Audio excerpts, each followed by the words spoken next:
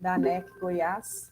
Nós estamos aqui representando a educação, representando os profissionais que estão em busca de conhecimento, em busca de valorizar as escolas confessionais. Então, nós gostaríamos muito que todas as escolas estivessem participando agora, porque é um momento, professor Renato, nosso convidado hoje, é para nós um estudioso, é para nós um conferencista, um pesquisador, mas ele vai muito além, principalmente agora, por tudo que nós estamos vivendo e por este tempo pandêmico em que ele colaborou tanto conosco. Então, mas antes de começarmos, nós não podemos deixar de agradecer a Deus por estarmos aqui com saúde, por estarmos aqui fervorosos, por estarmos aqui unidos pelas escolas católicas, querendo sempre o melhor, querendo sempre, lutando sempre pelos nossos alunos. Então, neste momento, eu quero agradecer e reforçar o nosso reconhecimento a Deus, aos nossos santos protetores, em especial ao São José, em especial, nós estamos aí chegando ao dia da nossa padroeira, né?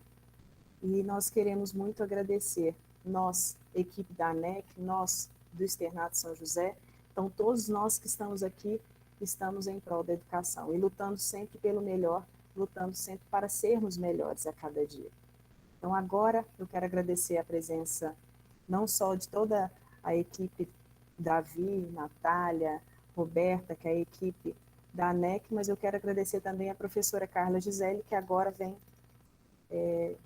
no nosso momento orante, no nosso momento de espiritualidade. Então, Carla, é com você. Então, boa noite a todos, a todas, com muita alegria, com muita fé, que a gente vai iniciar esse momento, né, de espiritualidade, um momento de reflexão, um momento de gratidão a Deus por todas as bênçãos que Ele tem nos dado.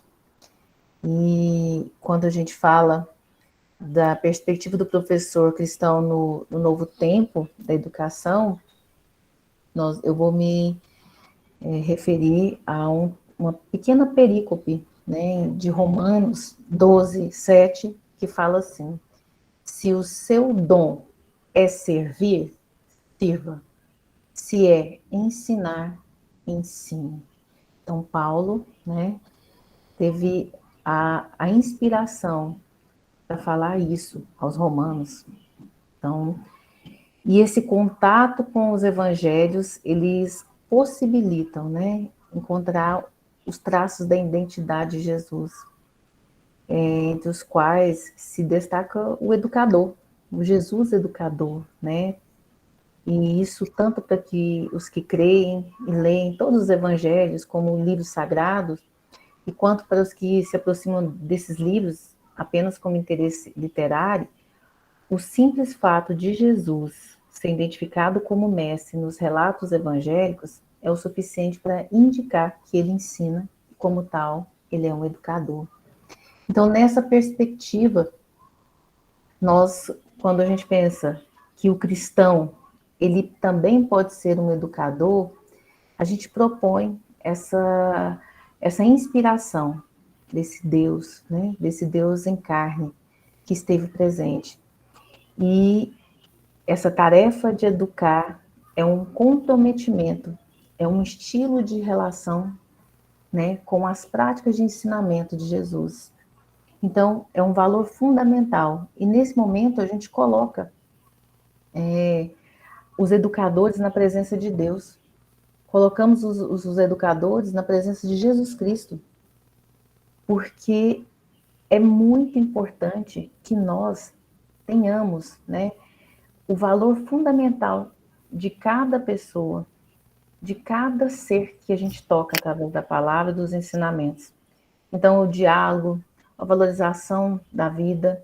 Então, um desafio para nós, principalmente educadores católicos, é traduzir nas relações de ensino os valores do Evangelho. Então, é pensar na educação voltada às emoções, que é um grande desafio nessa perspectiva agora, né, que nós estamos vivendo. E, pensando nisso, nós vamos iniciar com o sinal da cruz, reforçando que nós somos cristãos. Em nome do Pai, do Filho, do Espírito Santo. Amém. E juntos rezemos a oração que Ele mesmo nos ensinou. Pai nosso, que estais nos céus, santificado seja o vosso nome. Venha a nós o vosso reino. Seja feita a vossa vontade, assim na terra como no céu. O pão nosso de cada dia nos dai hoje. Perdoai as nossas ofensas, assim como nós perdoamos aquele que nos tem ofendido. E não vos deixeis cair em tentação, mas livrai-nos do mal, porque vosso é o reino, o poder e a glória para sempre. Amém. E como católico, nós vamos reverenciar Maria, nossa mãe, padroeira do Brasil, Nossa Senhora Aparecida. Ave Maria, cheia de graça, o Senhor é convosco. Bendita sois vós entre as mulheres, e bendito é o fruto do vosso ventre, Jesus. Santa Maria, Mãe de Deus, rogai por nós, pecadores, agora e na hora de nossa morte. Amém. E que nós iniciemos o nosso encontro em nome do Pai, do Filho, do Espírito Santo. Amém. Eu vou passar para vocês uma linda música que vai lembrar um pouquinho dessa perspectiva do cristão. Quem é esse Jesus? É uma música que sempre me toca quando eu escuto. Eu acho que vocês também serão tocados. Vou colocar aqui para vocês.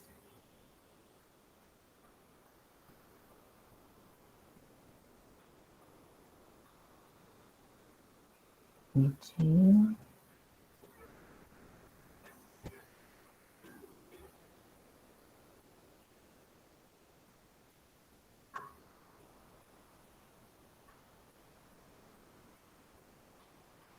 Se alguém não conseguir, o Davi vai colocar o link, tá? Para vocês no chat.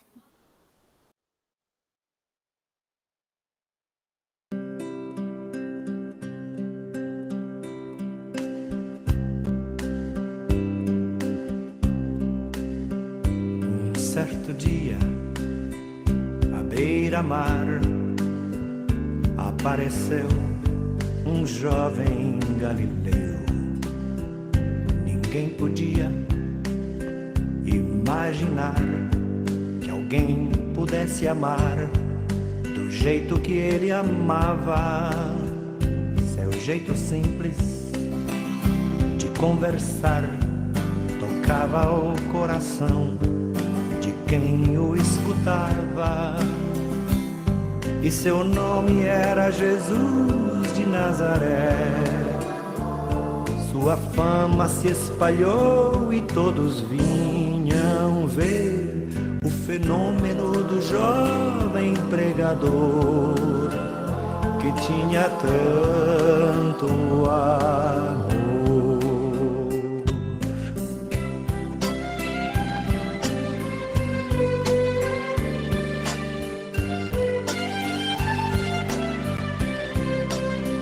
Naquelas praias, naquele mar, naquele rio, em casa de Zaqueu, naquela estrada, naquele sol, o povo a escutar histórias tão bonitas.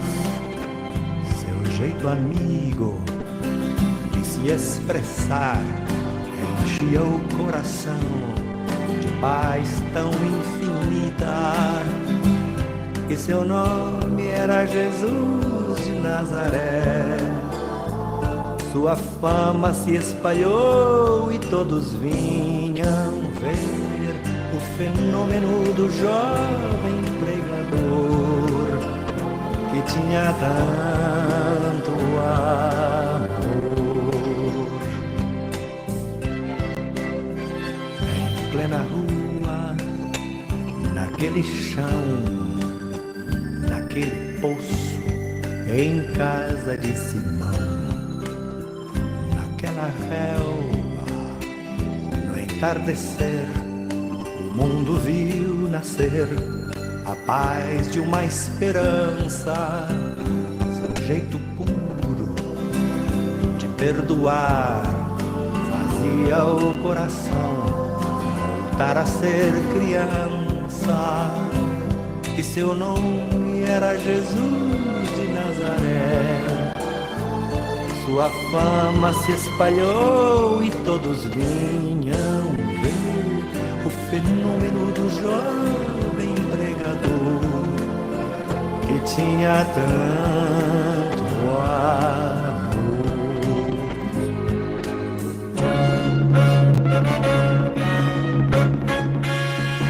Um certo dia, ao tribunal, alguém levou o jovem Galileu.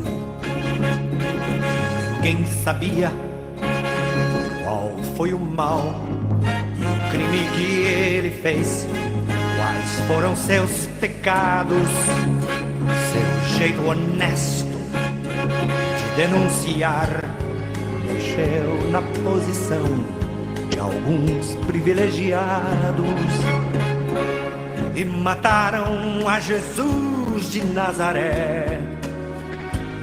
E no meio de ladrões puseram sua cruz.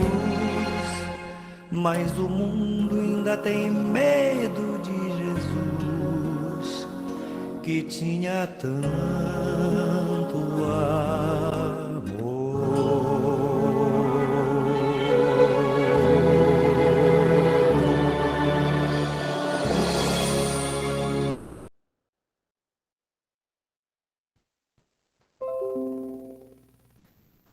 E que nós não tenhamos medo de Jesus, de anunciar o Evangelho.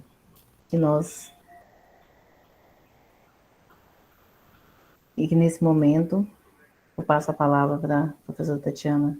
Obrigada. Muito bom. A música é linda, cara. Parabéns. Então, continuando, só quero reforçar a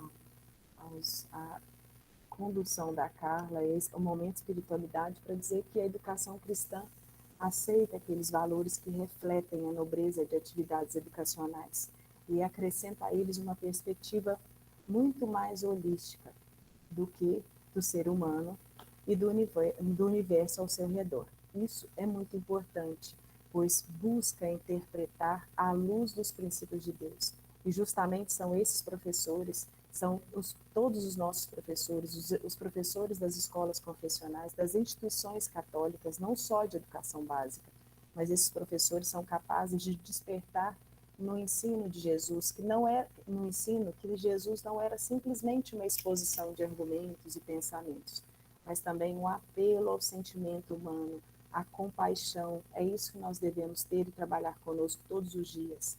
Então é o consolo, é o olhar atento, é tudo aquilo que já realmente Jesus nos cobra para exigir que caminhemos no caminho dele.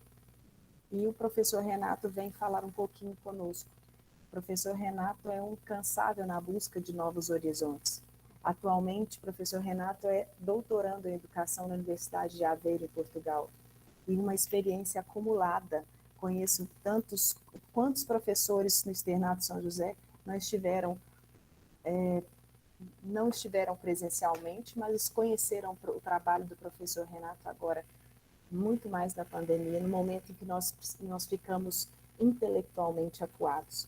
Então, o professor Renato, ele não se atém a quaisquer temas, a temas limitados e restritos, muito pelo contrário, sempre são temas diversos. Ele habilitou-se a desenvolver um vasto programa de palestras e cursos voltados para nós, educadores, para a formação de gestores, professores e profissionais de diversos setores. Enfim, hoje aqui nós estamos com o professor Renato Casagrande, membro do Instituto Casagrande, para colaborar mais um pouco com toda a educação católica, a educação cristã, e essa educação que nós precisamos. E nós estamos aí atentos a cada evolução, a cada crescimento. E a este momento que nós, em março de 2020, nós tínhamos uma perspectiva. Hoje nós estamos além, nós não podemos voltar. Então, nós vamos ouvir um pouquinho aqui. Professor Renato, seja bem-vindo a Goiânia. Quem não está em Goiânia, mas nós estamos aqui, somos maioria. E estamos felizes com a presença do senhor. Vou falar de você, a sua presença. quase muito mais novo que eu. Obrigado, Tatiana. Obrigado pelo convite. Cumprimento a todos e a todas. Que honra estar aqui. Primeiro, obrigado por me chamar de você. Quando eu comecei a minha carreira de professor, né, de magistério, eu tinha cara de muito moleque, então eu adorava quando me chamavam de senhor. Então eu me sentia assim, ó, ai, que bom me chamar de senhor, eu ponho uma roupa para ficar mais velho, né? Hoje eu faço o inverso, né? Eu ponho uma roupa para ficar mais novo e não quero, pode me chamar de você que eu adoro. Mas com o tempo, antigamente o senhor era por respeito, agora o senhor é pela idade mesmo, né? Então, assumindo os meus 37 anos de magistério, vai fazer 37 agora, meus 56 anos de vida, com muito orgulho, e eu achei que as coisas não são coincidências quando a gente está no terreno de Deus, né? Essa música, Um Certo Galileu, é a música que eu elegi como a minha música, e vou contar para vocês rapidamente o porquê. Quando eu tinha 13, acho que eu estava na sétima série, que é hoje o oitavo ano, sétima série, eu morava numa cidade chamada Marmeleiro. Marmeleiro fica próximo a Pato Branco, próximo a Cascavel, é a terra em que o Gonzaguinha, o cantor e compositor Gonzaguinha, morreu. E era mês de novembro de 1977. E lá em Marmeleiro teve missões redentoristas. E as missões para uma cidade do interior, principalmente, era um momento muito forte, porque tudo era muito mais forte antigamente. Vamos ser bem sinceros, que ficou tudo muito superficial hoje, muito vulnerável. E todo mundo comungava as missões. Eu estudava numa escola que era pública, mas as missões elas tinham uma força, né, que parava a cidade. Então, e nós tínhamos os momentos com adolescentes, momentos com jovens, momentos... E foi nessas missões que eu tive contato com essa música do Padre Zezinho, Um Certo Galileu. Cantar, e eu lembro que o padre que pregava era um padre cantor, assim, que pregava para nós adolescentes, pregava para os jovens, e ele nos ensinou a cantar essa música. E essa música tocou tanto a primeira vez que eu ouvi, né, que eu conto a vocês que foi tão forte esse momento na minha vida que eu decidi ser padre. Naquele momento, eu fui para o seminário, eu lembro que nós fomos fazer um estágio, que era final de ano, uma Kombi, assim, andamos 450 quilômetros, fomos a Ponta Grossa, no Seminário dos Redentoristas, e eu conto para vocês, porque essa foi a música que mexeu tanto comigo, e até hoje ela mexe, ela me emociona. Eu tenho aqui, está na minha playlist do Padre Zezinho, tem uma playlist enorme de músicas católicas, porque eu fui muito tempo líder de movimentos católicos e santo, que sei cantar todas as músicas mais antigas. As músicas de hoje, eu às vezes vou na missa, assisto, às vezes o coral, até o pessoal cantando, mas eu não sei, eu sou meio saudosista, todo mundo se envolvia mais naquele período que todo mundo cantava, uma balada por um reino, Jesus Cristo me deixou inquieto, um dia uma criança me parou, todas essas músicas do Padre Zezinho. Mas Um Certo Galileu é uma música que mexe muito. Quando foi escrita essa música, eu falei, nada vem por acaso, né? Minha segunda palestra específica sobre educador cristão. Eu já fiz uma palestra para as Irmãs Beneditinas faz uns 3 anos. Um ano antes da pandemia, num congresso das Irmãs Beneditinas, eu falei sobre educador cristão. E nunca mais falei sobre isso, porque nunca mais fui chamado para falar. E como eu trabalho num instituto laico, é estranho nós promovermos. Nem acho nada mais estranho hoje em dia, como a Tatiana falou. A gente vai falando de muitos assuntos, nada mais estranho, mas há muito tempo eu queria falar sobre educador cristão, principalmente num ambiente que me acolhessem para falar desse tema. Eu não sou um religioso, acabei não optando pelo sacerdócio, porque confesso, achei muito difícil o seminário naquela época, era um rigor tremendo, assim, eu tinha que acordar às 6 da manhã, 5 da manhã, e os padres foram muito duros. Aquela magia, vou chamar de magia, das missões, não foi o que eu encontrei no seminário, foi um momento muito duro, os padres muito bravos. Eu acho que as irmãs sabem muito bem o que eu estou falando, no momento da formação, da década de 70 e poucos, era muito rígido, parece que tinha todas as provas, acordar, limpar o banheiro, ir para a roça, mostrar que você... até era um teste mesmo, era um teste, se você passou por aquela semana, você vai ter chance de aguentar. Eu não aguentei. Eu queria, para confessar a vocês, eu tentei fugir do seminário na quarta-feira, pular o muro, porque eu achei tão duro o tratamento, tão ríspido com a gente, Até quase um certo bullying do padre me colocar lá na frente para apontar no mapa, eu tremia, porque eu estava inseguro. Imagina uma criança. E olha qual que foi o meu problema, só para fechar isso, eu estou contando uma historinha para vocês, que eu estou na minha casa. Eu estava na 7ª série, que é o 8º ano. Os meus colegas, eu estudei um ano adiantado dos outros, sempre. Eu pulei a jardim de infância, fui para a pré-escola, minha mãe é professora. Naquela época, eu entrei na escola alfabetizado. Então, eu entrei no ginásio, na época, com 9 anos, então, na 5ª série. Então, os meus colegas que foram comigo para o seminário estudavam todos na mesma série, e eu fiquei sozinho numa turma, que já me colocaram, acho que na 8ª, mano.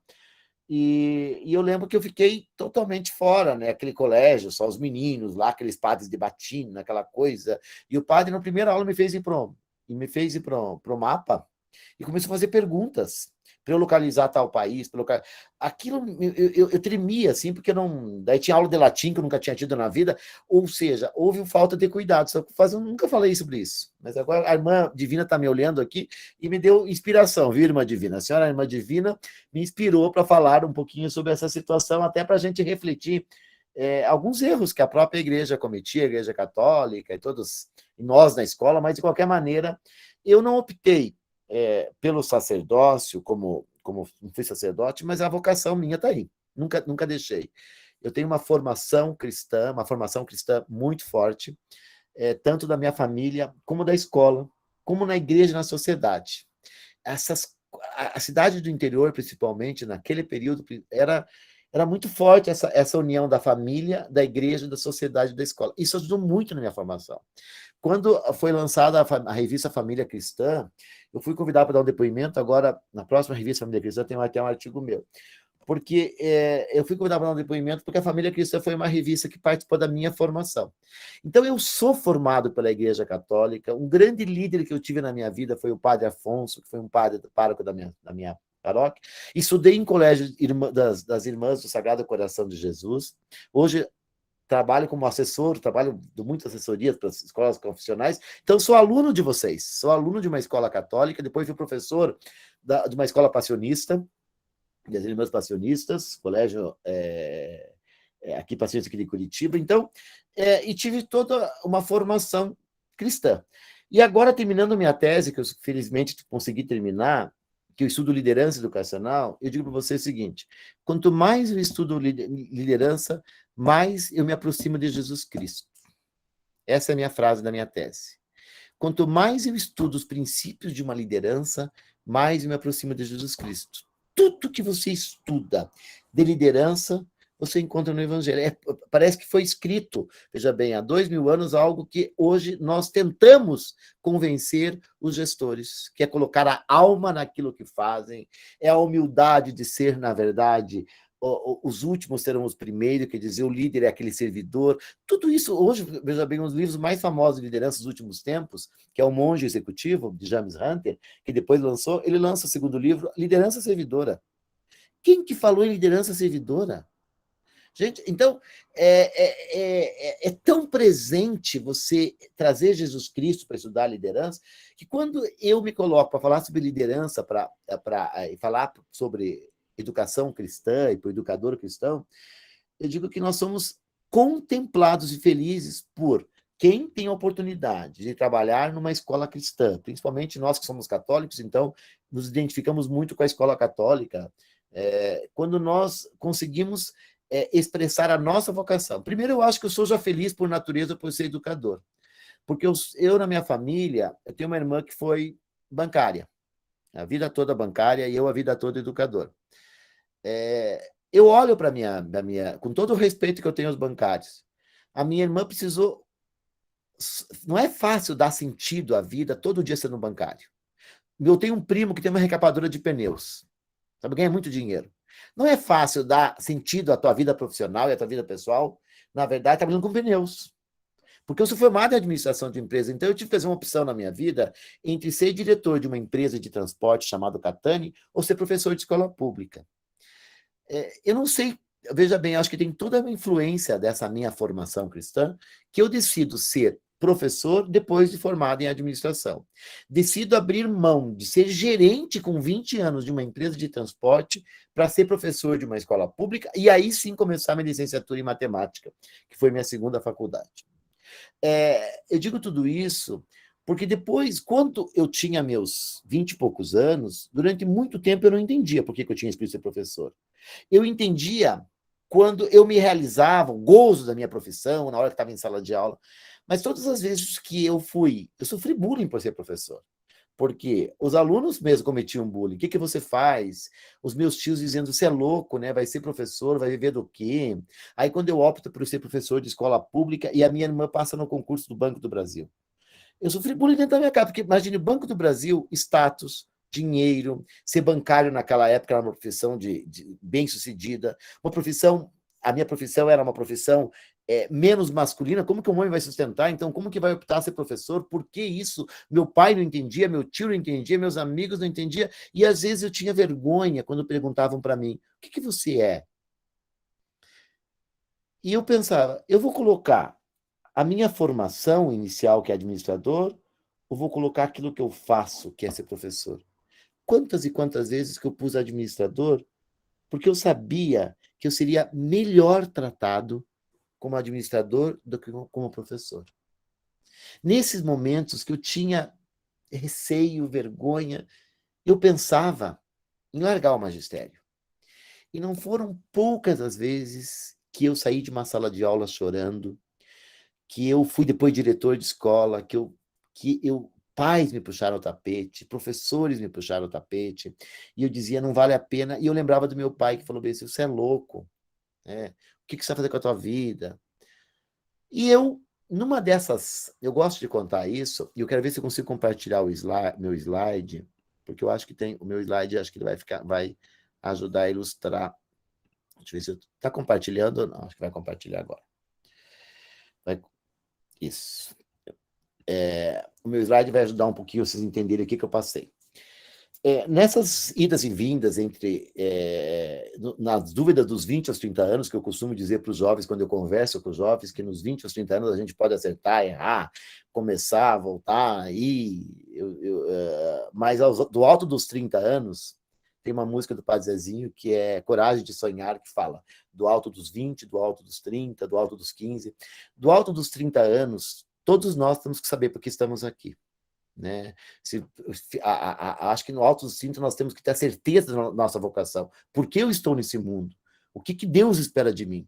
Então, muita gente começa uma faculdade, faz um intercâmbio, volta, começa um emprego, sai. Eu, quando converso com os jovens, digo, você permite errar. Você permita tentar recomeçar, desde que você, na verdade, para cada decisão tomada, tenha muita reflexão de vida. Mas se tiver que desistir, trocar o caminho, troque. Mas do alto dos 30, saiba por que você aqui está. Para que dos 30 aos 40 você faça teu melhor plantio, o melhor possível. Que inspire e transpire muito, para do alto dos teus 40, você, na verdade, já olhar teu plantio. E aí, do 40 aos 50, você poder ajudar os outros a plantar mais, você já ter as condições de falar sobre a melhor semente, sobre como que se faz para a terra. E do alto dos teus 50, você pode, na verdade, ser reconhecido pelo que você construiu e poderá escolher novos terrenos para plantar, a hora de plantar, a hora de descansar. E que do alto dos 60, você possa, na verdade, olhar para a tua obra e dizer o seguinte, aqui estive, aqui eu fiz, e a partir de agora vou gozar um pouco desta obra, vou contar para os outros, vou poder ter um pouco mais de liberdade na minha vida, vou poder curtir a melhor idade, como alguns dizem, porque eu adquiri sabedoria, desenvolvi muitos, a partir dos dons que Deus me deu, pude compartilhar, plantei, na verdade, multipliquei esses dons e deixei o mundo melhor, e posso ir aos poucos descansando para um dia ir embora. Essa eu acho que é uma das lições que eu tirei ao longo da minha vida, hoje eu estou do alto dos meus 50 e poucos anos, e eu consegui viver essas décadas, só para a gente separar um pouquinho de forma mais didática. Mas dos 20 aos 30, como eu estava citando, foi a década mais difícil para mim, porque é a década da dúvida, né?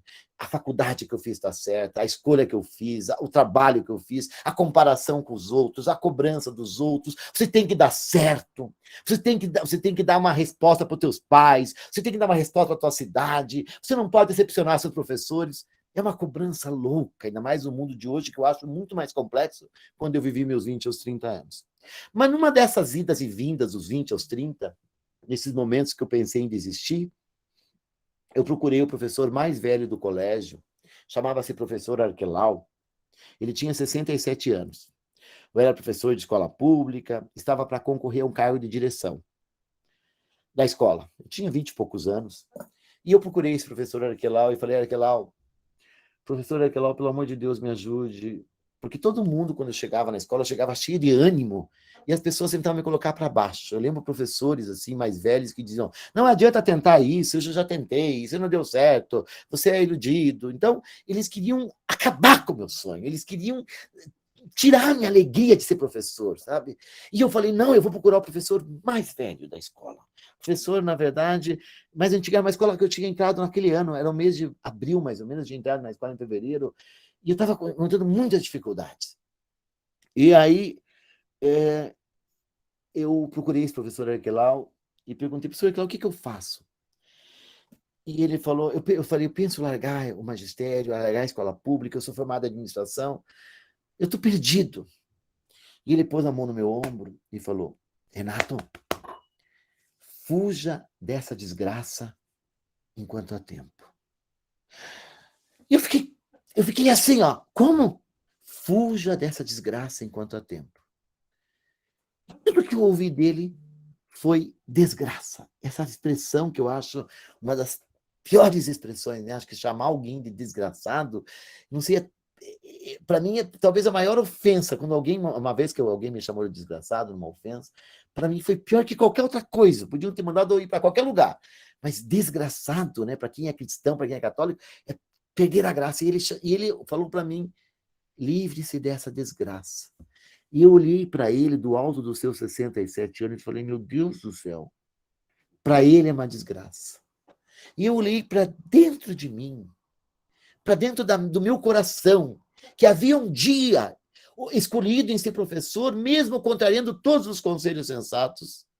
Eu não encontrei desgraça. Eu encontrei a graça.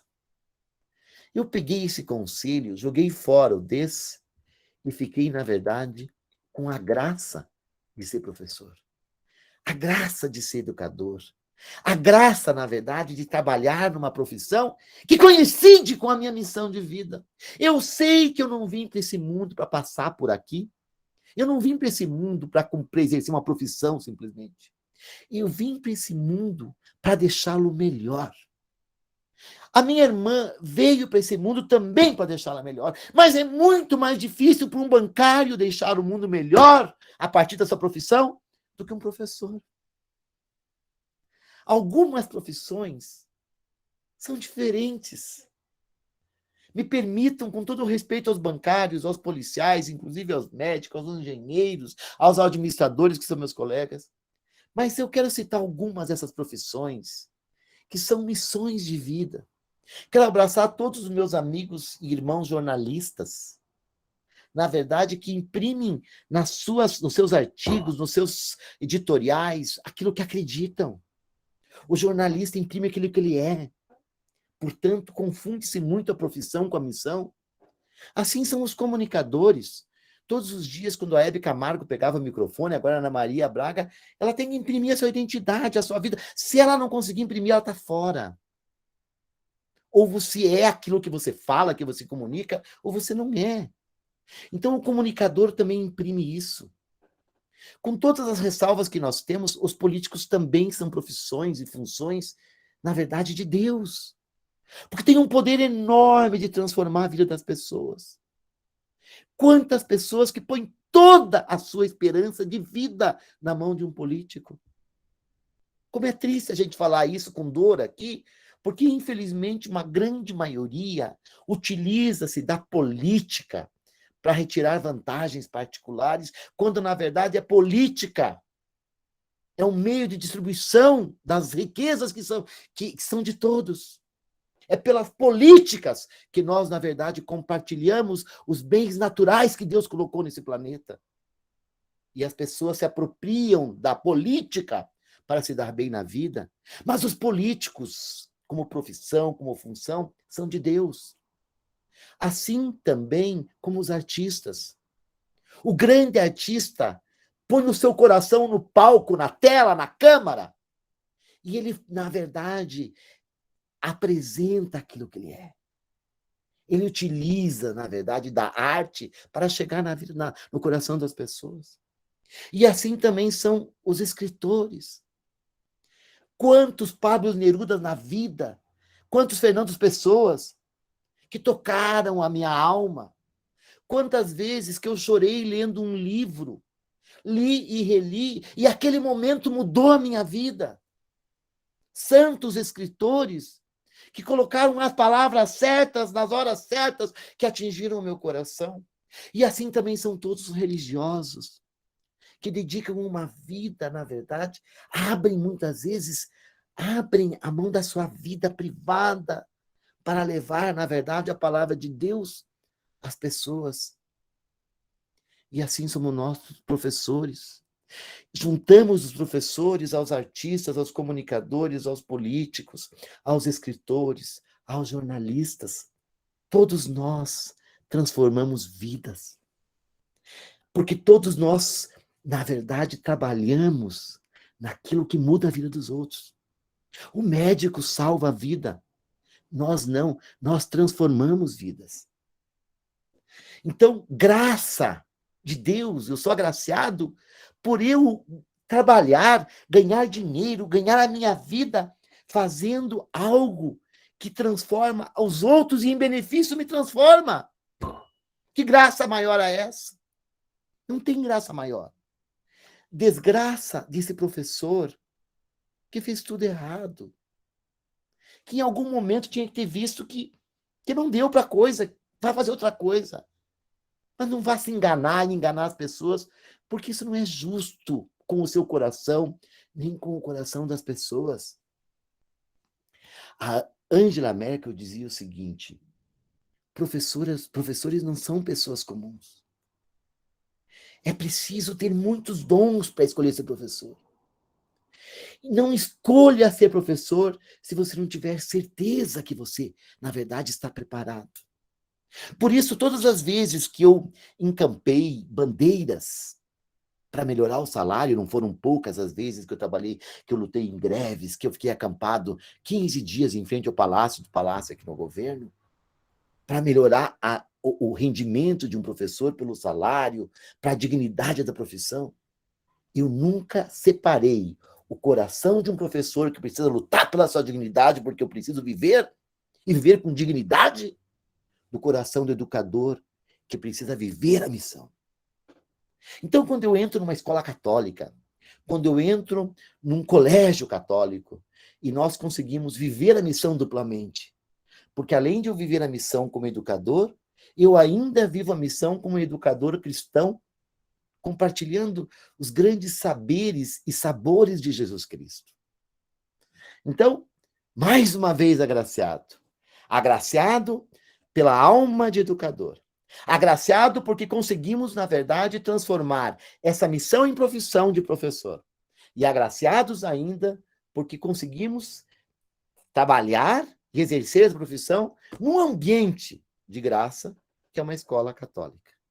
Todas as vezes que eu entro numa escola católica, e eu quero parabenizar aí todas as irmãs, os padres, os irmãos, os religiosos, os leigos, que cuidam dessa escola, porque ela, além do sentimento de espiritualidade, existe uma organização, um cuidado com os detalhes, às vezes muito simples, mas é tudo muito... O altar, a toalhinha branca que está numa mesinha, o vasinho, não tem uma flor seca. É um cuidado que às vezes eu não encontro numa outra escola. Então, eu digo de coração aqui, de alma aberta, né? Toda vez que eu entro numa escola católica, encontro às vezes uma imagem de uma Nossa Senhora, de um crucifixo, de um São Francisco, não importa ali qual é o santo ou a santa, a padroeira, o padroeiro, mas esse vínculo de espiritualidade me dá mais ainda a certeza de que eu sou um abençoado e agraciado. E todas as vezes que alguém me apresenta e lê meu currículo, e às vezes as pessoas querem tirar fotos nos eventos presenciais, que não houve mais, né, mas houve muitos eventos antes da pandemia, em que nós estávamos juntos, e mesmo hoje, quando as pessoas dizem, não, professor Renato, não sei o que lá, todas as vezes eu sei que eu preciso ter muita força e muita graça para nunca deixar, na verdade, que esta graça, que é de Deus, que está no meu coração, na verdade, ela se transforma em vaidade. Porque todas as pessoas que se envaidecem a partir de um dom que recebem, na verdade, perdem a sua graça. A graça está em vencer a vaidade. E a tendência do mundo, no mundo digital, no mundo dos influenciadores, é que a vaidade ocupe o lugar da graça. Então, eu vejo muitos jovens influenciando milhões, e aquela briga por seguidores, e esquecem, na verdade, que se aí estão, é porque tem uma graça.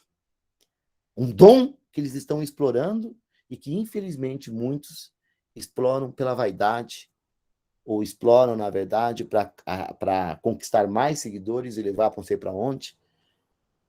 E eu vejo muitos professores perderem o espaço para tantos influenciadores porque não conseguem transformar esta graça que nós recebemos de presente de Deus, e todo professor, todo educador que escolheu por vocação a tem, na verdade, ser transformado em muitos talentos, para que esses talentos tenham a capacidade, esses múltiplos talentos que nós temos, de arregimentar esses novos jovens, essas famílias que estão tão perdidas, tão desestruturados e tão, na verdade, necessitados de mais graça. A graça de um professor e de um educador cristão. Então, eu quero começar essa minha... Já estou aqui quase no final, já estou começando aqui assim, porque eu tinha preparado uma coisa, me empolguei, mas isso aqui é a música Um Certo Galileu que me inspirou e já me levou para um outro caminho, que não era aquilo que eu tinha planejado exatamente falar, mas como eu acredito que Deus nos inspira, né? E se Deus deu uma inspiração para mim, era para falar isso para vocês. Tá? Então, eu veja bem, eu tinha preparado alguns slides aqui, vou ter que mudar um pouquinho, senão eu vou ficar aqui com vocês até as 10, 11 horas da noite. Mas deixa eu pelo menos falar algumas coisas que eu gosto de abordar e que eu preciso abordar com vocês, e que na semana passada, num evento que eu estava com a ANEC também, acho que foi a semana passada, mas daí sobre gestão da escola, eu comecei justamente falando sobre crise.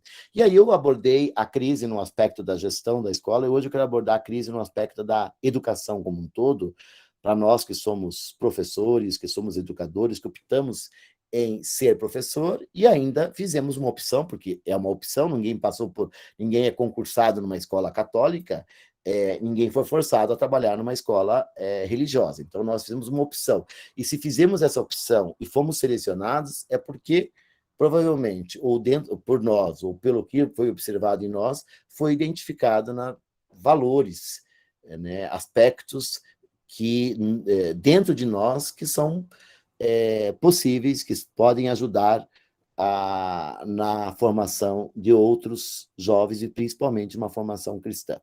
Entendendo que a formação cristã não é, em momento algum, você fazer uma doutrinação, né? Longe disso, talvez até houve muito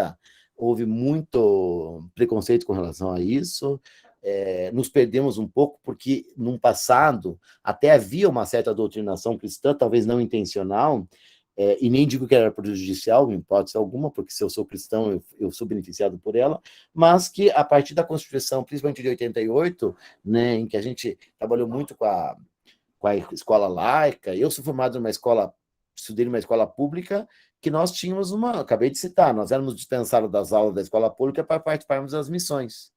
Mas se hoje se fizer uma coisa dessa, você é condenadíssimo. Então, nós temos que respeitar. É lógico que a religião católica tinha predominância maior, ela tinha uma força maior, principalmente no interior, como de onde eu vim, e isso só beneficiou. Mas talvez para os evangélicos, para os ateus tenham se sentido, não sei se ofendidos ou discriminados, ou sofrido algum tipo de discriminação, que era comum naquela época, né? Ao ver uma discriminação por você não participar, se você não pertencer à maioria. A maioria era católica. Eu lembro, por exemplo, agora nós estamos organizando um evento sobre inclusão, né? E quanto eu preciso, né, lidar com os meus preconceitos, porque eu lembro que eu tinha na minha cidade um senhor que era um mudinho, ele pedia esmola e nós tínhamos medo do mudinho, porque ele não falava. Tinha um menino que chamava-se Luiz, que andava com a muleta, e eu lembro que ninguém queria sentar perto do Luiz, porque ele tinha muleta. E aquilo incomodava a gente. Então, eu fico pensando, olhando para essa escola que segregava, né? Como os professores permitiam esse tipo de coisa? O Luiz, com a muletinha, ele tinha que ficar na parede, na margem da sala de aula, porque ele não tinha espaço no centro. E aquilo, muitas vezes, era endossado pelos adultos. Um evangélico, né? Eu lembro de uma colega evangélica que usava aquele cabelo comprido e às vezes era ridicularizada porque ela não podia. Eu lembro que, quando foi adotado o agasalho, a mãe dela não aceitou, então ela vinha diferente dos outros por causa da religião. Quantas coisas que quantos preconceitos embutidos na nossa cabecinha. E hoje, quando eu vou trabalhar com esse tema, volta e meia que eu estou lendo ou estudando alguma coisa, eu me volto a uma cena desse passado triste que eu tive, né?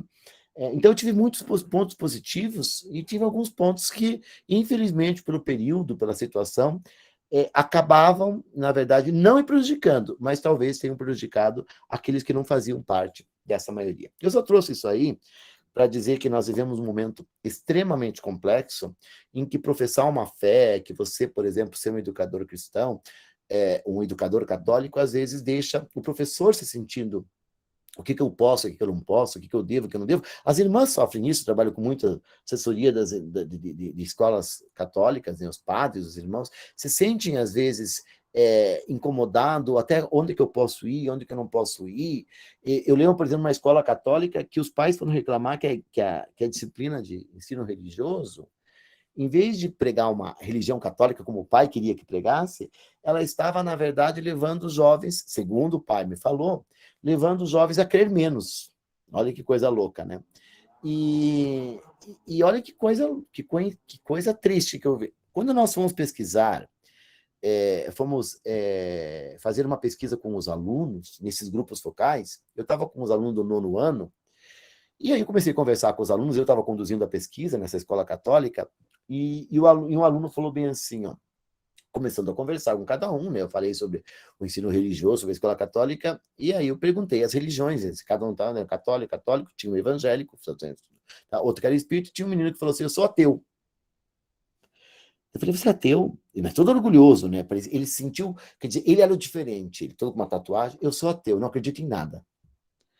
E daí eu falei, desde quando que você decidiu, que você se percebeu ateu? Ele pegou e disse, a partir das aulas de religião. Eu me identifiquei mais com o ateísmo mesmo, eu sou ateu. E aí fui estudar um pouquinho as aulas de religião, conversando com a irmã, e nós vamos ver que o professor de ensino religioso, que era um leigo contratado, ele tinha medo de falar da religião católica, dentro de uma escola católica que o pai matriculou o filho por ser uma escola católica.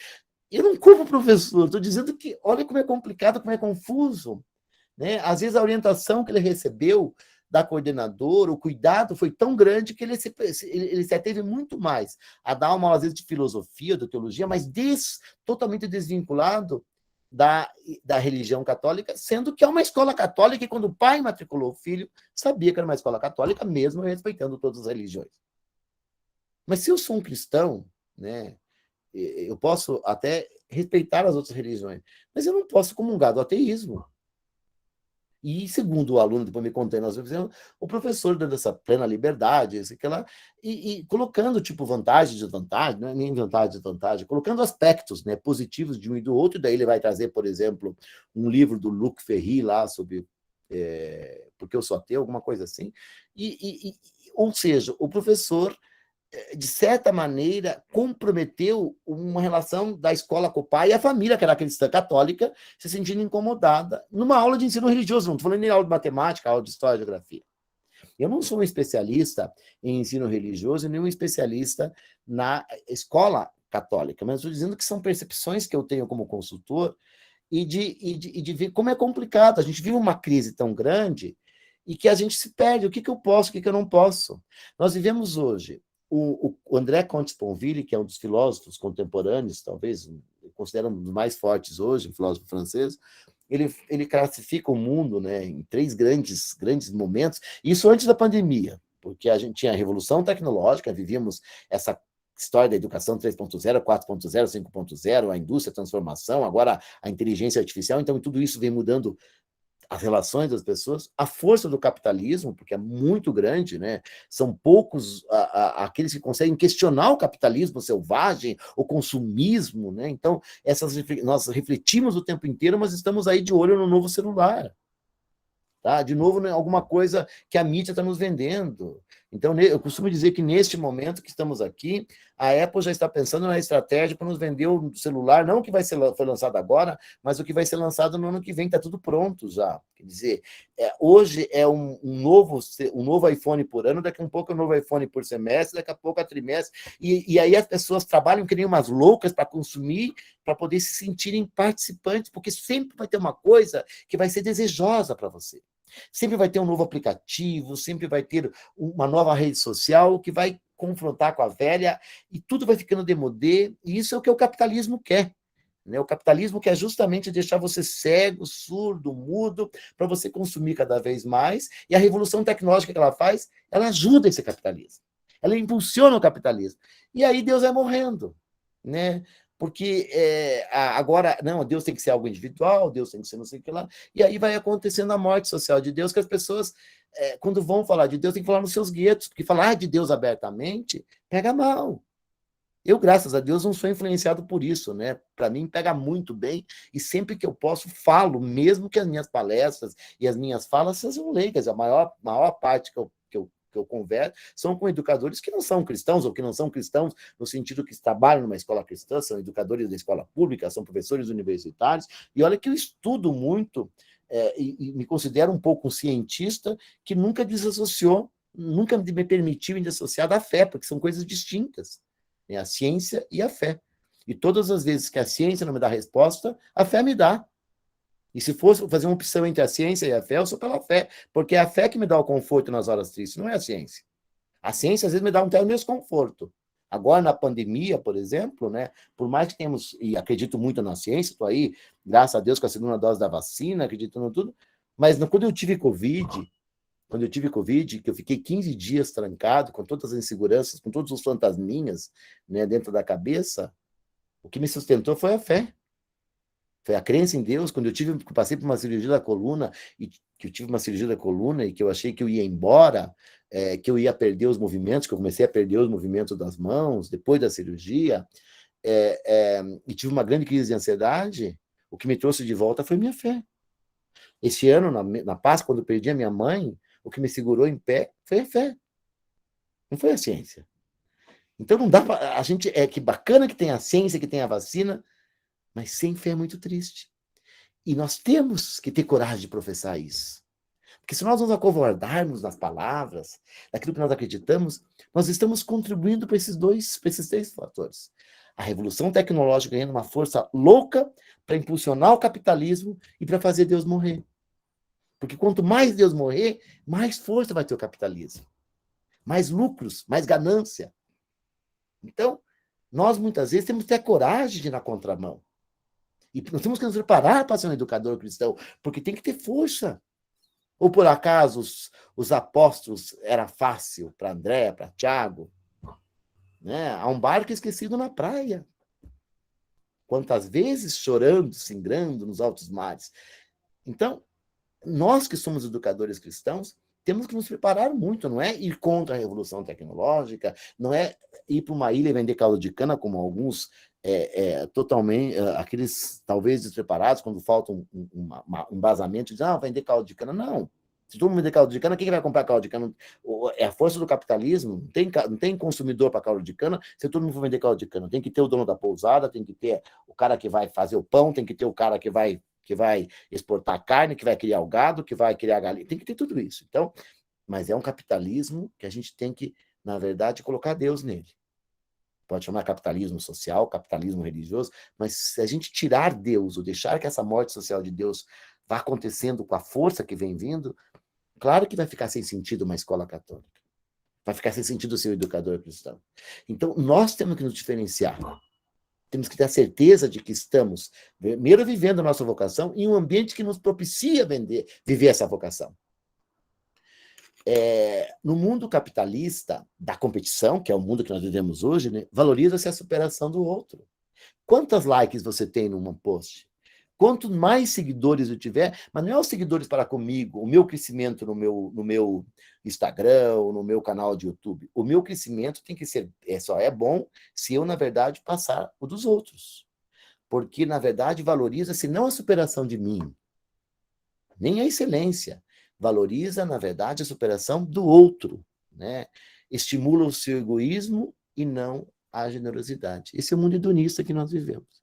E esse mundo hedonista leva, muitas vezes, nós ao hedonismo individualista, e que a gente vê nas redes sociais cada vez mais. E aí, quando veio a pandemia, nós achamos que haveria uma grande mudança. Eu nunca acreditei muito nessa grande mudança, porque o ser humano, na verdade, que não tem Deus, ou que tem pouco de Deus, ou que tem vergonha de Deus, ele já acha rapidamente um atalho para não refletir. Porque o primeiro problema que nós temos é não querer refletir, é querer entrar na onda. Eu tenho muitos amigos que, quando eu vou falar alguma coisa, é careta demais, é demodê demais, né? E essa passa a ser a nova orientação moral para os indivíduos. E nós que somos educadores cristãos, nós temos que olhar para isso e não. Essa não pode ser a orientação moral para um cristão. Não pode ser a orientação moral, na verdade, dada por um educador cristão. Então, a gente começa com a história, com a geografia, com a literatura, com a matemática, e com essa orientação tem que estar no meu coração. E eu não tenho que ter medo de falar. Eu tenho que falar por mensagem, por música, pelo exemplo, né?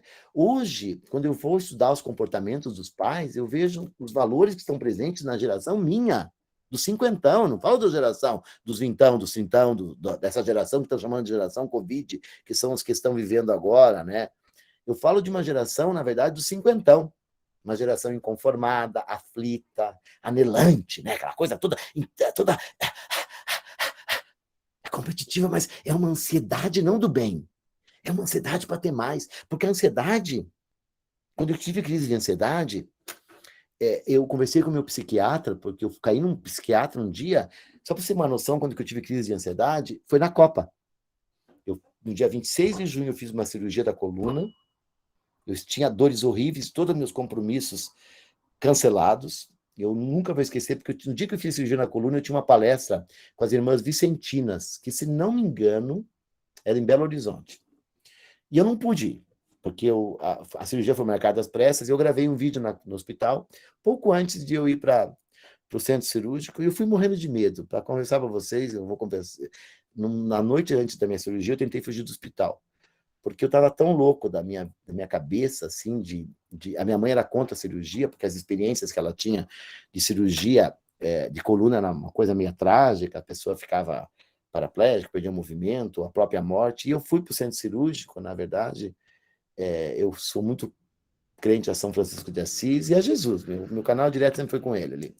E fui para o centro cirúrgico, fiquei 1 hora no centro cirúrgico, assistindo todos aqueles enfermeiros, discutindo qual a posição da maca, vai para cá, maca não, da cama lá que eu estava, o médico não chegava, aquilo foi uma coisa, e tinha ainda jogo da Copa, eu lembro que estava todo mundo vivendo a Copa, e eu não queria, para mim era a minha cirurgia. E eu saí do centro cirúrgico, e logo depois, a minha mãe teve um AVC durante a minha cirurgia. Quando veio tudo junto, assim, aquelas coisas, depois da cirurgia, comecei a perder o movimento das mãos, e num desses dias, assim, que eu estava acreditando que eu não consegui passar fio dental mais, porque eu estava perdendo todo o movimento das mãos, e eu achei que tinha mexido com a medula, alguma coisa assim. Eu lembro que eu caí num consultório, num psiquiatra, que fica no mesmo prédio que eu tenho, que está no Instituto Casa Grande, e eu caí assim, chorando aos prantos, pedindo socorro, porque eu já não sabia o que fazer mais. E aí que eu digo que a ciência tem que se juntar, porque só a fé, você precisa, na verdade, se é um problema às vezes orgânico, um problema químico. E eu lembro que o psiquiatra me falou da ansiedade, né, primeiro que a crise de ansiedade, quem teve sabe que é uma coisa horrível, que você está sem estar em lugar algum. É uma sensação que eu não desejo para ninguém. A minha mãe, pouco antes de morrer, teve a primeira crise de ansiedade na vida dela com 90 anos. Uma mulher muito de fé, muito religiosa, né, assim, cristã, daquelas pregadoras, e foi ter uma crise de ansiedade na pandemia. Claro que a pandemia provocou tudo isso, provocou em muita gente, ela isolada, né, e acabou falecendo, nem de Covid, mas falecendo do problema renal.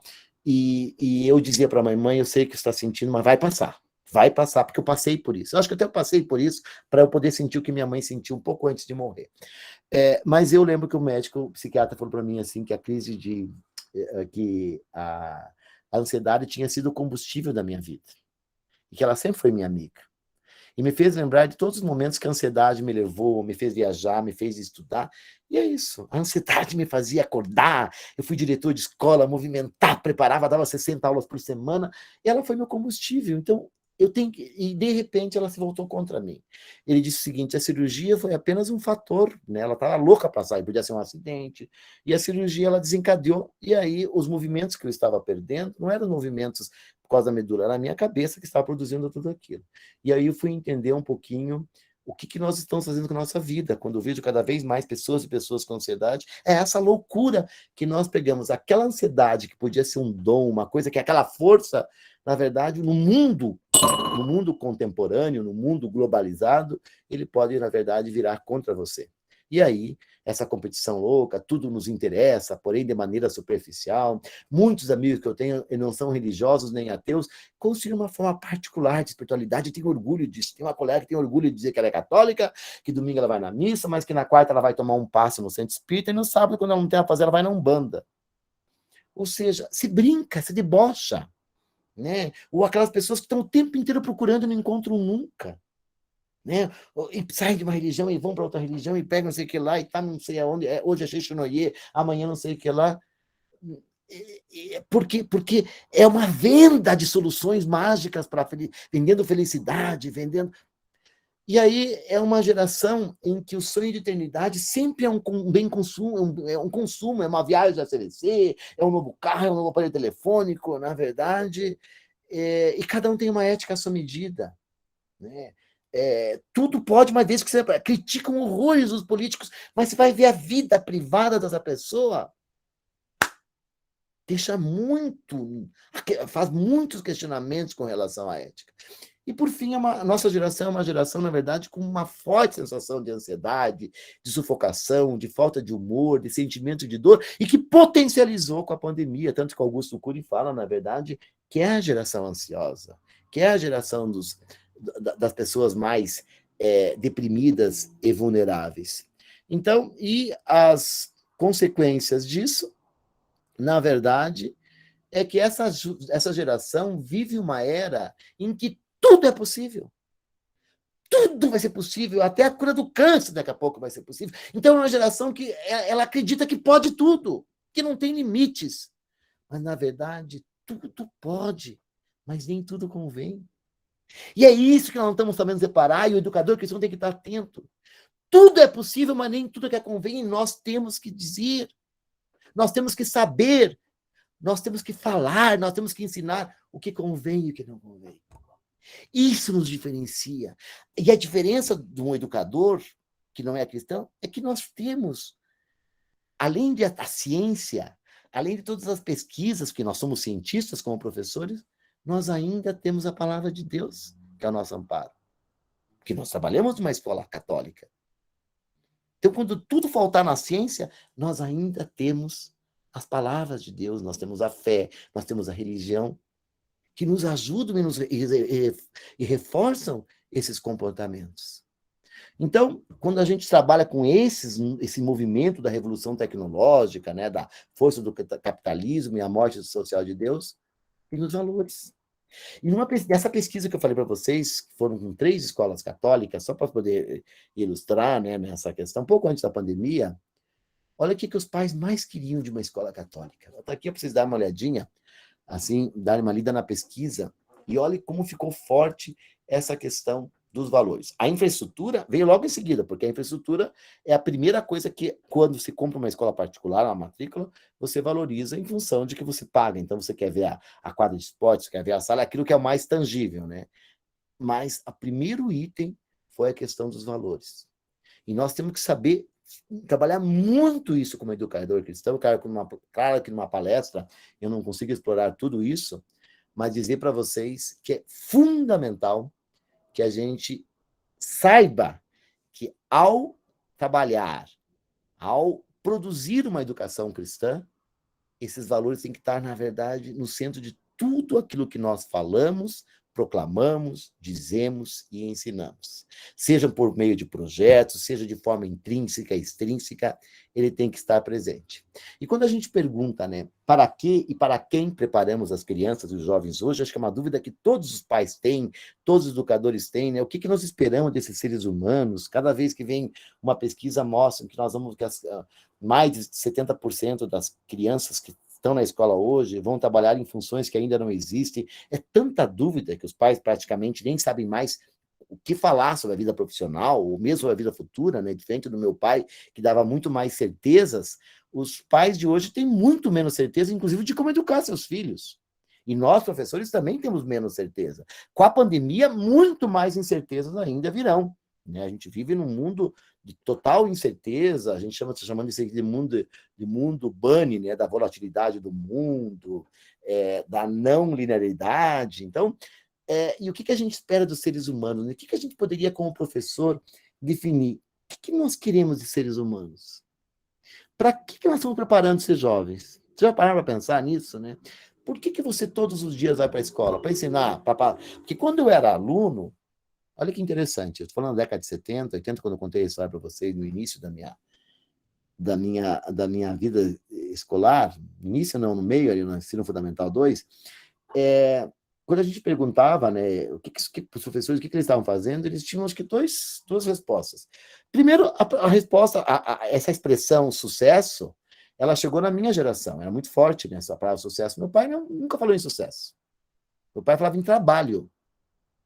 Para o meu pai, a palavra era trabalho, era obrigação. Ele tinha aquela questão de trabalhar, obrigação, educar os filhos por obrigação. Era muito a palavra, tipo assim, eu sou obrigado a isso. Eu nasci para ser um bom cidadão, então eu sou a minha obrigação é estudar, para eles muito menos do que para nós, porque tinha menos condições de estudar, depois trabalhar, ter uma família, sustentar a família e morrer.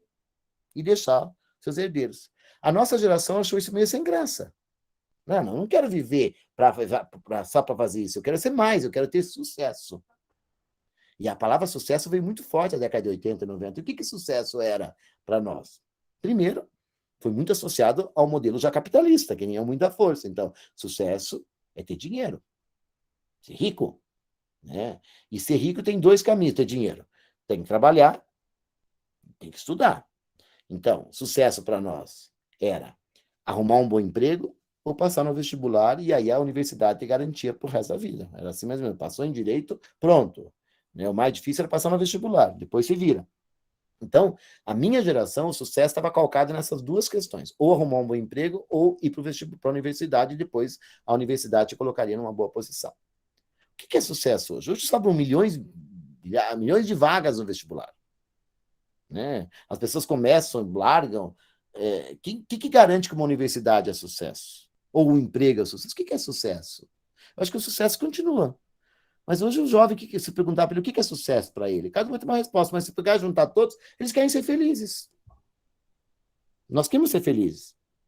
O problema é que nós temos que saber que não dá para ser feliz sozinho. Eu tenho que ser feliz com os outros. E para eu ser feliz com os outros, o mundo tem que ser mais feliz. Tem que ser mais justo, mais equitativo, mais igualitário, mais humano. Senão eu vou ser feliz como? Como que eu posso ser feliz, por exemplo, indo numa escola com um muro de 3 metros de altura, entrando num carro quase blindado, entrando num shopping, no estacionamento do shopping, num condomínio fechado e fazendo de conta que isso é vida? No aeroporto, entro num avião, vou num hotel, porque eu conheço muitas pessoas crianças que estão dentro de uma escola cercada, entram num carro fechado, da escola vão para o condomínio que é fechado, do condomínio vão para o shopping que é fechado, do shopping vão para o cinema que é fechado, vão para o McDonald's que tem segurança ou para outro lugar, vão viajar e vão continuam num hotel fechado, ficam na piscina daquele hotel, vão num parque pago e acham que isso é o mundo. Né? Então, o ser feliz, eu acho que está muito certo, desde que sejam felizes para todos. Então, nós temos que preparar as respostas que nós vamos dar para os jovens, é isso, sucesso, sim. Mas sucesso na vida em sociedade, para ser, na verdade, sucesso na vida em família e sucesso na vida profissional. Então, este é, sem dúvida, acho que a fórmula do sucesso da vida contemporânea. Sucesso nesses aspectos. Esse é o nosso, talvez, maior desafio como educador cristão. Formar as pessoas, formar os cidadãos para o sucesso. Desde que seja um sucesso para todos, desde que seja um sucesso na família e desde que seja um sucesso na vida pessoal, no interior da pessoa, na sua realização. Nos seus, a gente costuma dizer, no seu eu estético, né? Na sua estética de vida. Seus valores, seu autoconhecimento, sua autogestão, sua autoestima, sua autoconfiança, todos esses autos da vida que estão associados à nova BNCC, às competências socioemocionais, estão presentes em qualquer escola e, com certeza, muito mais presente ainda, sem dúvida alguma, numa escola que se diz e que é uma escola confessional. Eu vou fechando a minha conversa com vocês, eu vou lá para frente, porque eu ia falar muito, e quero dizer que, por fim, eu acho que todo educador cristão tem uma missão muito importante na vida. Além da matemática, da história, da geografia, da física e da química, é soprar vida. Soprar vida é todos os dias levar esperança para esses jovens. São 200 dias de sopros de vida que se multipliquem mais, que se aumentem mais 165 ao longo do ano, que as crianças não estão tão diretas com a gente, para que esse sopro de vida consiga levar esses jovens para muito mais longe. E como eu falei para vocês, quanto mais eu estudo liderança, mais eu me apaixono por Jesus Cristo. Uma das grandes lições que Jesus Cristo nos ensinou foi essa. O maior líder é aquele que lidera a sua própria vida. Então, acho que o grande desafio de nós, educadores, é uma liderança da nossa própria vida. Na verdade, com a nossa ação, com a nossa missão, com a nossa visão de mundo, com os nossos objetivos como educador, com a nossa realização e com a capacidade de transformar os outros. Eu ia falar de vários itens, eu quero fechar, na verdade, falando sobre liderança, eu ia falar sobre alguns aspectos aqui assim, eu acabei me envolvendo, mas prometo que eu volto numa outra oportunidade.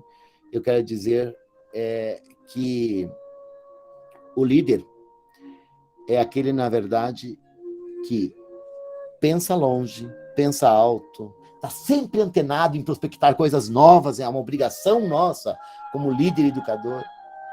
Então, o líder, na verdade, tem a cabeça nas nuvens, tem os pés no chão, porque é um grande realizador, e tem as mãos no coração. Eu quero encerrar minha conversa com o mesmo recado que eu dei na semana passada para os educadores. Caro professor, não fuja do futuro, não o tema e nem o despreze. Vá, caminhe em direção a ele, mas na caminhada, escolha caminhar o caminho do amor. Não permita, professor, não permita, professora, que o medo, que a dor, a angústia, as decepções da caminhada o impeçam de andar. Quantas e quantas vezes que eu me senti, às vezes, impedido, mas nunca permiti. Encare-os com coragem e resiliência. Leve na bagagem a bandeira da paz, o abraço apertado, o aperto de mão sincero, a vontade louca de chegar. Mesmo que você já tenha aprendido como eu que não existe início ou chegada, só o caminho e bora caminhar. Por fim, eu quero te oferecer meu coração de menino, porque meu coração nunca deixou de ser de menino, cheio de esperança. E não perco a esperança, só aumenta. A pandemia me encheu ainda mais. Te ofereço a voz de pai amigo, porque a minha voz já é de pai e meu olhar já é de avô, 56 anos. Te desejo, meu querido professor e minha querida professora, mais que 1000 amigos. Te desejo a poesia que todo poeta esperou.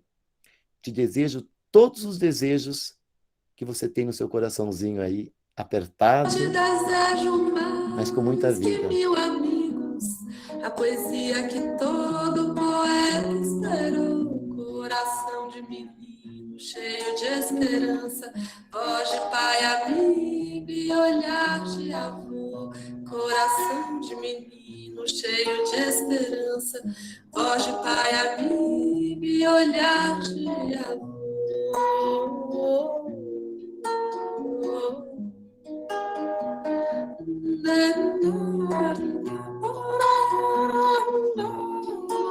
Te desejo mais que 1000 amigos, a poesia que todo poeta. É isso. Muito obrigado aí, estou à disposição de vocês. Muito bom, professor, parabéns. Excelente. Bela reflexão. Agora, quem Muito quiser obrigado. falar um pouquinho, eu adorei quando o senhor cita Angela Merkel.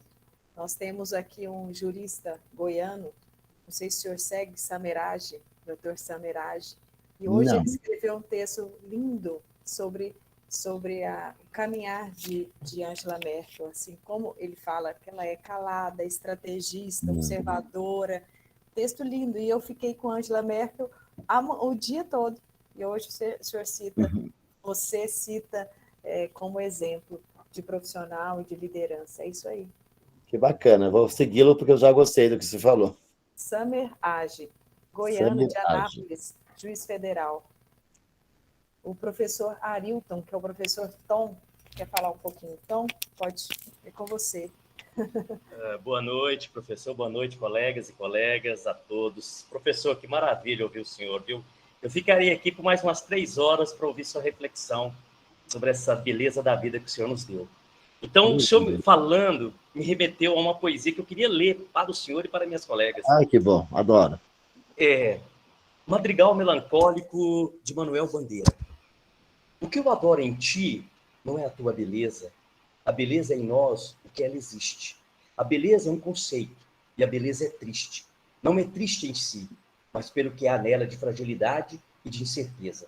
O que eu adoro em ti não é a tua inteligência, não é o teu espírito sutil, tão ágil, tão luminoso. Ave solta no céu matinal da montanha, nem a tua ciência do coração dos homens e das coisas. O que eu adoro em ti não é a tua graça musical, sucessiva e renovada a cada momento. Graça aérea com o teu próprio pensamento. Graça que perturba e que satisfaz. O que eu adoro em ti não é a mãe que já perdi, não é o irmão que já perdi, e nem meu pai. O que eu adoro é a tua natureza, não é o profundo instinto maternal em teu flanco aberto com a tua ferida, nem a tua pureza, nem a tua impureza. O que eu adoro em ti lastima-me, consola-me. O que eu adoro em ti é a vida. E o Senhor me fez lembrar aqui de uma coisa linda que o senhor falou. Daqui a pouco essa geração vai ter um Deus TI, né, online.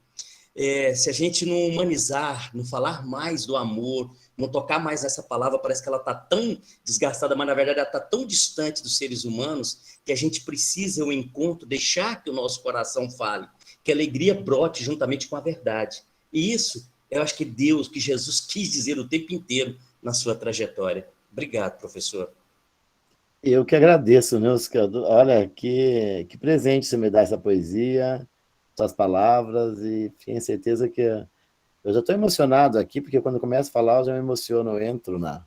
Ainda mais falou da tua poesia, ainda fala da mãe, do pai. Eu perdi uma irmã, minha mãe e meu pai. Então, tive 3 perdas na vida, assim, profundas, né? Então, obrigado aí, obrigado mesmo. Obrigado, professor. Alguém mais quer falar? O professor Renato? Não? Irmã Simone. Pode falar, irmã. Microfone desligado.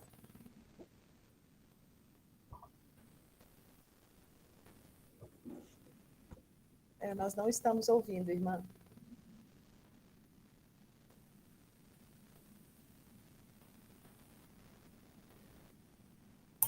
Irmã, veja se tem algum fone conectado.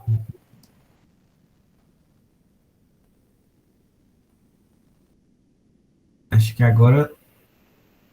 Não conseguimos ouvi-la.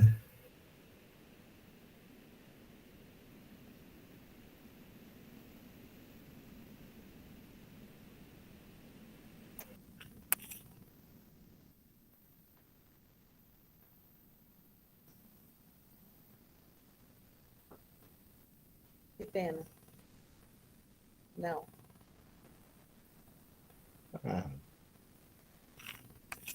Acontece. Professor, quero muito agradecer. Para nós, aqui de Goiás, é um presente. Eu acho que é isso que nós precisamos, colocar sentimento, pensar no coletivo, no outro. E a fala, o momento, acho que foram pertinentes, porque o que nós estamos vivendo não é mais aquele olhar individual, né? O professor precisa muito agora ter o olhar para o outro. Nós estamos agora aguardando o decreto de amanhã, aqui em Goiás, às vezes pode ter até saído nessas últimas horas, mas para que as aulas voltem, né, com 100% de alunos na sala de aula, ou seja, nós estamos voltando aos poucos à normalidade, com a doença, com o vírus ainda assolando, porém, um pouco muito mais cautelosos, e com a educação muito à frente de um tempo que nós vivemos. Há 1 ano e 10 meses, nós vivíamos uma outra educação, né? Um tempo de tradição, mas que colaborou muito para que nós fôssemos o que somos hoje.